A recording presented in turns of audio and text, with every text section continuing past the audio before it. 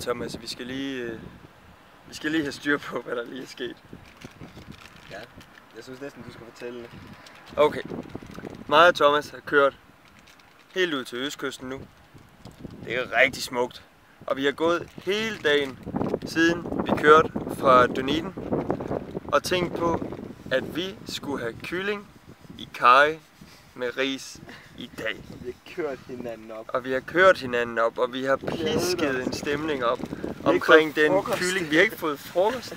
Vi har spist et par flade stykker toastbrød på hostelet i morges. Og så tænkte vi bare, det der, vi skal bare have kylling, vi skal have champignon, vi skal have broccoli, vi skal have karry. Har vi også. Ja. Vi skal have karry, vi skal have løg, fløde var der også. Der var fløde. Og hvad sker der så nu, når Thomas pakker maden frem? Så spørger han mig, Søren, hvor er kyllingen henne? Hvor er kyllingen? Hvor er fløden? hvor fanden er broccolien? Hvor fanden er broccolien henne? Og så spørger han mig om, Søren, tog du den ikke ud af køleskabet på hostelet? Og så, hvad blev der svaret til det?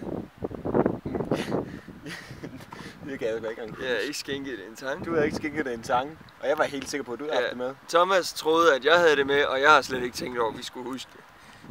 Så ingen sjov mad til os. Vi må spise løg. Løg. Skal vi lave løgsuppe? Løgsuppe. Vi har masser af løg. Ja. Tak for det. Hold kæft, det er dumt.